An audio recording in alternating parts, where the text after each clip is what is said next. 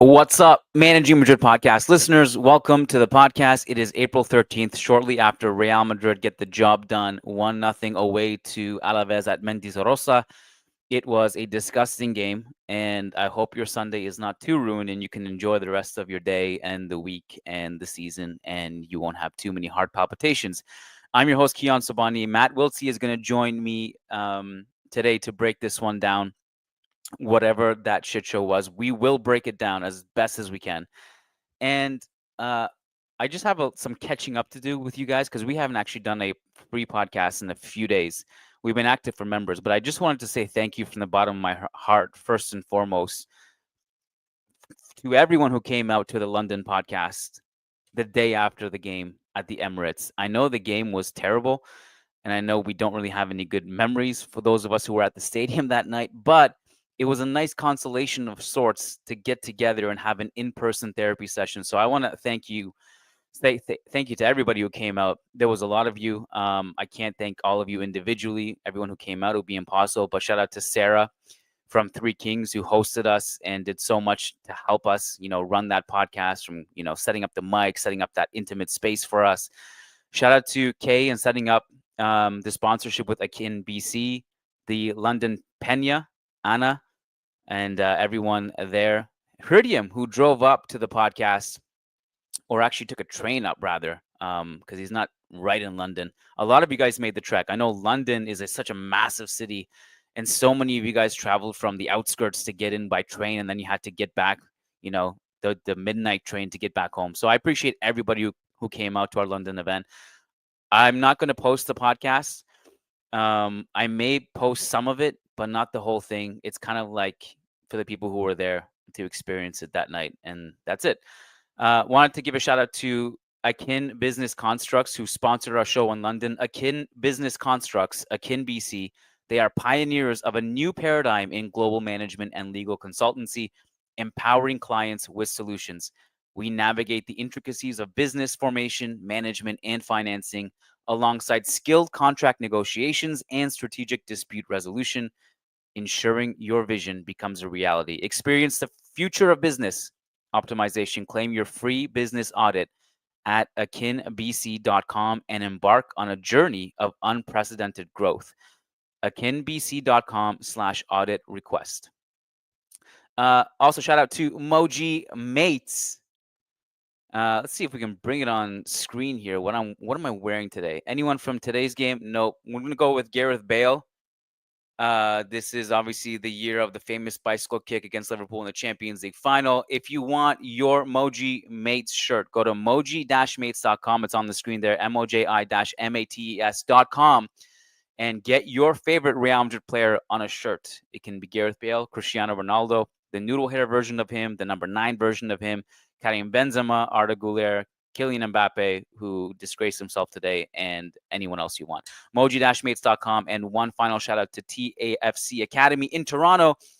Head on over to tacsports.ca to get the best coaching for your kids in Toronto, whether it's football, basketball, swimming. We got summer camps coming up. Make sure your children are registered over on tacsports.ca. And we are going to break this one down.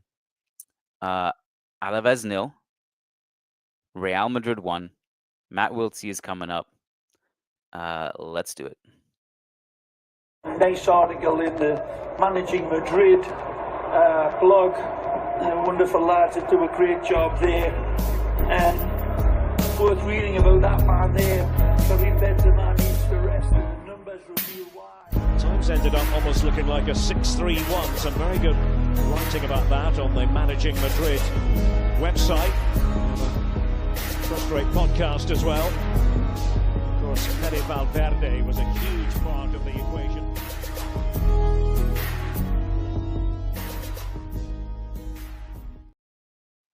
Matt Wiltse is here joining me from an airport, and we're going to break this down in about 20 minutes or so. That's the plan, because that's all this game really deserves. Matt, how you doing, man? Yeah, and I'm doing all right. I mean, this season, man, oh my God, just we've been put through the ringer. I guess this is what we get for winning all those Champions Leagues. We have to sit through a season like this, and yet another game that was a brutal watch. This particular game, I want to erase it from my memory completely. I want to pretend it never existed. It's already dead to me. It was from start to finish just absolutely disgusting. There were rotations, obviously, which is understandable given the fact that we have the biggest game of the season coming up on Wednesday. And here, I'll introduce a little mini 10-second segment new to the podcast, Matt. I always kind of like preface the podcast by saying, well, my dad was texting me throughout the game, and he's usually been venting all season. And people have been asking for him to come on the podcast. I don't think he's going to come on anytime soon. I think he will one day, and it'll be like a conversation, like in the off season, talking about our Real Madrid memories. But here are my dad's texts today in chronological order. Real Madrid seems not capable of keeping the ball. Soccer ball emoji. Wow, Camavinga clapping emoji. Will Mbappe miss 2 games or just 1? Strange game with harsh fouls. Hala Madrid. And it's just a weird game that really was just unnecessarily violent from both sides. And the football was not great. Yeah, I mean, I think your dad nailed it on the head there. There's not much else to be said. I think I don't know where you want to start. Do you want to start with the lineups? Because you mentioned rotations. I think um, when I was interested to see like where everyone actually set up once the game started and Yeah. where Arda would be, where Fede would be. It actually, when I saw too many Kamavinga, Fede in the midfield, I was like, oh, this might actually be balanced, and it kind of gave me flashbacks to Mourinho with the Trivote. Remember, he used to always roll out Las Kadira and Xabi Alonso. And so it kind of gave me flashbacks to that. And interestingly, I liked at the start of the game, we started with Fede pressing high with Mbappe, like as a Yeah. 4-4-2, and Fede was the other one next to Mbappe. But that lasted like literally 2 minutes, and then he kind of sat into 4-5-1. We sat in a mid block, and we didn't really press. We let Alaves have the ball. Like it was just, ugh, it was tough to watch. And yeah, I don't really know. Like it would have been it would have been cool to see Fede in that role. I think it actually would have been successful because I've been pretty vocal about how poor we've been defending from the front and just blocking off passing lanes, particularly to defensive midfielders, and actually good pressing angles on center backs and stuff like that. And so it would have been nice to see Fede in that role because I think he would have helped massively. And maybe I was like thinking to myself, oh, is that going to be a tactic for Arsenal? But sure enough, it really didn't last long at all in this game. For like 10 seconds there, Matt, it was like we looking at this lineup, and then David Ancelotti he's managing the team tonight because his dad is suspended vaping in the stands. So we were like looking at the lineup, and then we were like seeing David on the sidelines. We're like, whoa, what's this? This is interesting. Goulet in a pseudo right wing role, Rodrigo and Mbappe up top. Where's Camavinga playing? Is he left center mid? Is he left wing? And the interest and the intrigue and the novelty wore off pretty quickly when you saw what this game unfolded like. And you mentioned Fede's role. I think Camavinga's role was pretty interesting too. I mean, there were sequences in this game where he was crashing the box as a target in the 6-yard box. He was popping up in these attacking zones. Obviously, took his goal really well. Nice verticality from Goulet on that goal as well. And I don't like. Obviously, the Mbappe red card changed the complexion of the game because now you're down a man. You don't have Mbappe, so you kind of reshift the way you play. But I was honestly, I was honestly shocked in the second half how we were so poor defensively with 10 men and up a goal, because usually in those situations, 10 men and the lead, you just bunker up and you just frustrate the opponent and just cut off the passing lanes. But even with 11 men, it struck me that when you had 3 central midfielders on, you could argue 4, but I'm going to just talk about the 3 kind of two-way central midfielders that we have, which was Fede, Chouameni, and Camavinga. There were moments in this game where Alaves, with like 1 or 2 passes, just split us, and we were not even in a high line or anything. We were in a mid block, and one of them actually led to a great chance where they just made 1 pass in behind the midfield who weren't cover shadowing properly, and it leads to a chance in the box. Of course, this is obviously Alaves, who are not a good team offensively, and famously, this is the Jesus Vallejo game, right? This is when we go up 3-0, and then Vallejo comes on, and Yes, it's yeah. 3-2, and all of a sudden we're scrambling to win the game. Look, it is clear, Matt. I don't think anyone's head was in this game. I don't think our heads were in this game. I don't think the players' heads were in this game. The coaching staff's heads. I think everyone's thinking about Wednesday, which is also a bit of a bad sign by itself. I don't know what headspace we're heading into that game. I think, look, there are a lot of people drinking this remontada Kool-Aid, and I just want to say, just be prepared for disappointment. And I know you're gonna get hyped once you see the like, hundreds of thousands of fans waiting for the team bus with all the flares, and then you're gonna see the tifo, and then you're gonna start to believe. Just be ready. This is not gonna end well. I'm sorry to say. And if it does end well, we'll celebrate, and that's fine. But I just be prepared for disappointment. This team has shown me nothing. This team has shown us nothing. This is not like previous years, and I've stated for many reasons why. Yeah, I think it may have been you on the Managing Madrid account that tweeted out like after the Arsenal game. Um, those of us who actually watch the team every week are not surprised by this.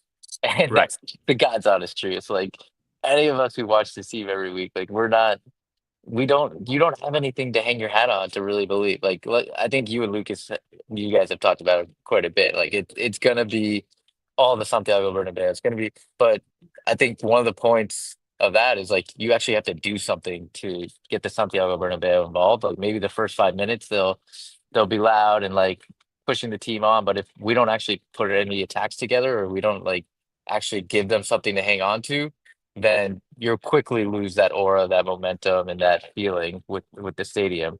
And so, yeah, I mean, you look at Fran This Garcia. has potential. This has Arsenal's second leg. I'm telling you right now, has handkerchief potential. Yeah. Oh, yeah. You're 100% right. And I think it does because I think I could see a scenario where Arsenal dominate possession and are controlling the game. And especially if, again, if we defend the front two defend like they did at Emirates, then yeah, that Partey will have all day to pick his head up and find passes, find Odegaard, find whoever. And it could be a scenario. You're exactly right. It could be a scenario where the handkerchiefs are coming out and the team's getting played off the park. Obviously, we don't want that to happen, but this season, this personnel, the way we're playing, like that is a realistic expectation as well. As much as people want to buy into the hype right now, that's a realistic expectation. And I think if you watched like today, Fran Garcia is probably going to have to play left back. I mean, he is. We have nobody else. He's going to play left back against Arsenal. The poor guy cannot play under pressure. He can't. He's not composed under pressure. If I'm Arsenal, I'm funneling everything to Fran Garcia and just letting him try to play out of the back. Yeah, I And mean, Alaves gave us hell with their high press yeah, today. yeah, he's. I mean, just watch Fran Garcia over and over again in this game. Like Yeah, he he even when he plays the ball back to Rudiger, he puts Rudiger in really tough spots, or he plays the yeah. wrong foot, or like it's just that type of stuff kills you at the highest level. And I think if Arteta's definitely going to target him, and if Lucas plays on the other wing, oh my God, yeah, we're just target the fullbacks all day. Yeah, Fran Garcia was really poor. I've been saying it for a while. Our left back situation is probably as dire as our right back situation, if not more dire, because that side has Fede and then Trent coming and then Carvajal eventually coming. But yeah, this Fran Garcia Mendy combination isn't great. I mean, maybe there's an outside. I had my brain just melted. Sorry, I was about to say maybe Kamavinga takes. I forgot he was suspended. So yeah, there's this Arsenal thing coming up, and I just think like given Arsenal's state and Arsenal.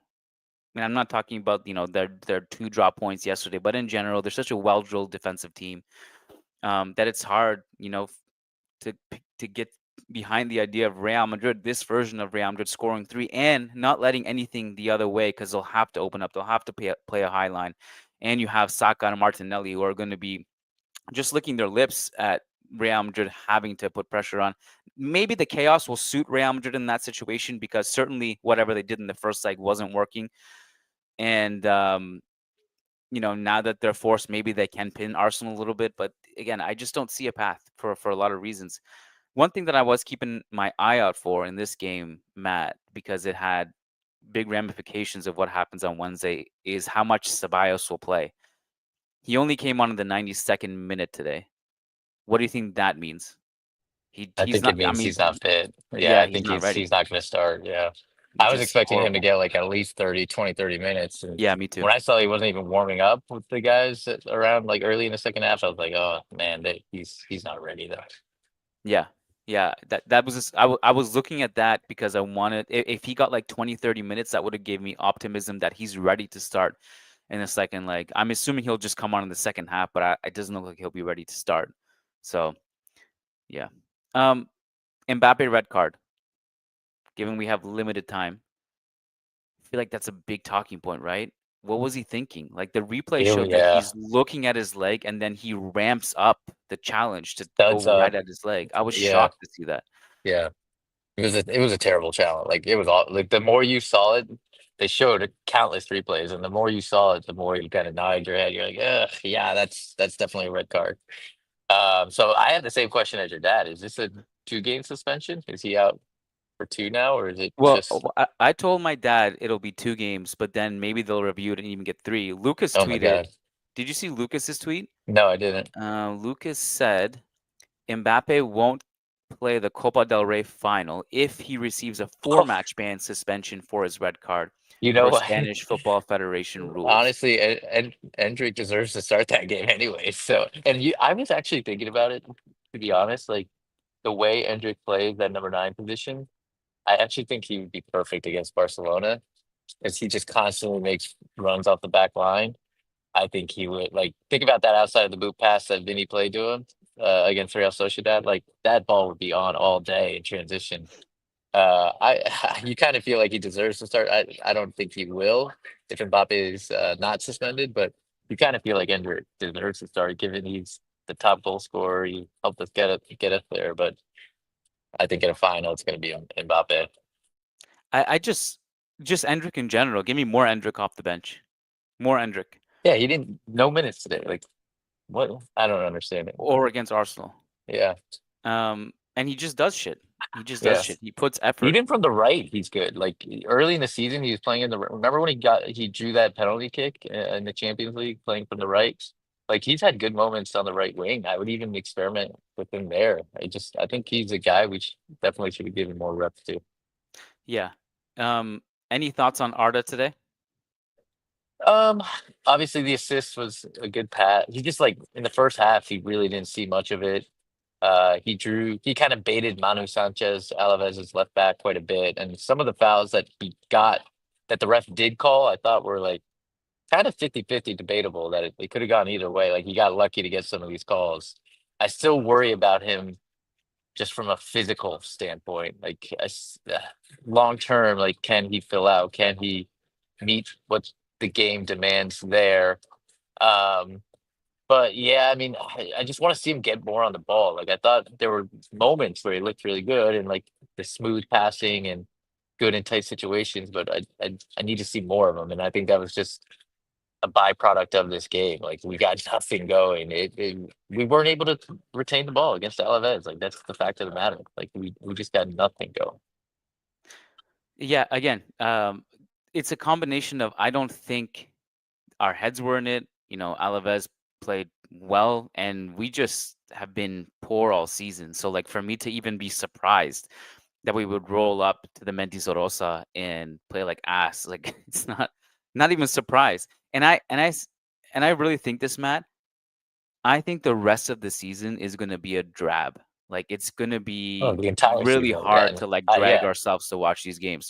I think back to like that 2018-2019 season when Zidane came in midway and the Yeah. rest of the Yeah. season was just him experimenting, knowing that the season is lost. Yeah. It's going to have similar vibes, I think, Yeah. The especially only for thing out that of gets you everybody. Yeah. Yeah. The only thing that gets you excited is when you see someone like Arda in the starting lineup or Endrick or like a young player getting like maybe Fortea gets a chance. Like that's the only type of stuff that will keep us engaged. Otherwise, it's going to be really brutal. Yeah, I honestly, I'm not totally thrilled about the rest of the season. I also think by the end of this month, we're just going to be in a really, really rock bottom state. I I just don't see this ending well. I really don't. I just don't. And I made this point several times too, and I was talking to Diego about this. In 2022, we at least, despite playing poorly, we had our moments where we played really well. We haven't had those moments this season at all. I So, agree. I agree. I think when people compare this to 2021, 2022, like we were even that season, like there were definitely a ton of good games, ton of good moments. You had Vinicius like unstoppable in that season.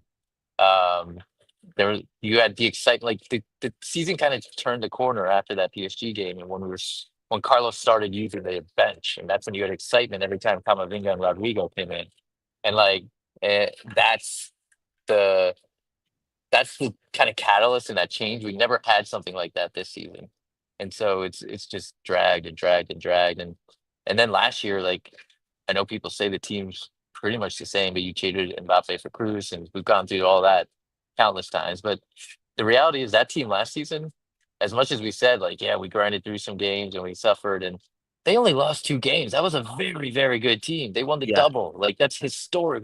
It took us 52 years to win the double before 2017. yeah, Like that is do not discount that team last year. And I think like now this season we already have I think 3 times the amount of losses that we had last season, 4 times. Like it's ridiculous. And this team is nowhere near as good as that team last year. yeah. You want to get a couple Davide quotes and then wrap it up? Yeah. He says, I haven't spoken to Mbappe since the red card. He is not a violent kid. He's a kid who has apologized and is aware of what he's done. It was a clear red card, and he's paid the consequence. The many small fouls committed against him have made him react this way, which isn't right. I'm not justifying it, but that's what happened. Just to intervene there, and again, I won't justify it either, obviously. But there was just he was just getting, I think, niggled like throughout the game, and Yeah, he I was. think He was. it was kind of like the pot boiled over for him, and he reacted horribly, like just Yeah. horrendously. Also, Yes. almost shocked to see that there was a red card. Um, again, against our opponent, because there was two.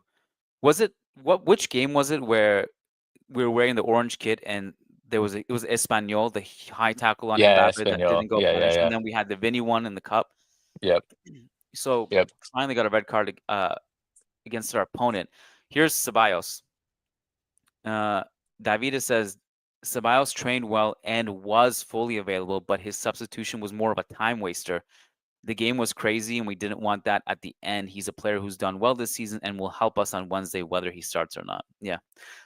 And yeah, those are, I guess, the interesting ones. Do you have to run? Yeah, I probably have to run. Okay. I have a theory. I have a Mbappe Vinny theory that I'm going to throw at you next podcast after the Okay. Arsenal game. Yeah, Uh, I'd be curious uh, to hear this. you may have actually heard it. I mentioned it to Lucas already on the mailbag, but Well, um, you know my theory. I've been pretty vocal about it. yeah. Well, I have I feel like I have an explanation as to what's going on, but we'll see I'll save it for Wednesday, and we'll get you to talk Okay. about it because we won't be rushed then. I will just tell our listeners today's Sunday. So tomorrow we're doing an Arsenal preview with Arsenal Vision podcast, and we're going to bring them on the show. That'll be on YouTube for free. And then on Tuesday, I'm gonna do a live stream on YouTube, pre-game Q&A, like just a day before the game. If you guys want to hop on, that'll be at probably 1 p.m. Eastern, live on YouTube. And then, of course, on Wednesday is the game, and then we'll be recording after the game, and then we'll be recording on Thursday as well, El Dia Después. That's for our members over on patreon.com/managing Madrid. If you're on YouTube, just simply hit join on this channel on the memberships section. Matt, thank you. Have a Yep. safe flight. Thanks, Listeners, Kiyan. thank you. Oh, I forgot to mention, this is therapy session number 103. There's a super chat, but Matt, you can log off and I'll take the super All chat. right. Thanks, All right, guys. peace out. Sagnik says Real Madrid have so many athletes and yet somehow get bullied physically by so many teams. It's so weird. Has anyone noticed that? I'm so confused. Yeah, I think this is in part has to do with a little bit of the fight factor and also just the fact that we look gassed. And I don't really have the scientific or physical explanation. A lot of it, I think, is mental too. Like, um, some players just don't look as physically imposing as they would at their peak. And so that's that's not a question for me. That's a question for the football calendar and Ancelotti's rotations or sometimes lack thereof, and just the overall psychological state of the team. I think the body language is also not as alpha as it would be, for lack of a better word. And that also causes us to go into challenges maybe with a different mindset. So I'll just point that out. Guys, we will see you tomorrow. We're going to be here on YouTube with the Arsenal guys. We're going to preview the second leg, let them talk their shit a little bit, and we will reconvene then. Thank you guys for tuning in. And again, shorter podcast today, 25 minutes or so. And that's all this game deserved. Horrendous performance, horrendous situation. Mbappe, horrendous decision, and so forth. And everyone's mind is on Wednesday, for better or worse. And we'll see what happens. All right. Kiyan Sobhani signing off. Thank you guys for tuning in. And again, another thank you for our London crew who came out last week. And we got a surprise Toronto podcast coming next month, which we'll announce in the next couple of days. Peace out. Thank you. Take care. Hala Madrid.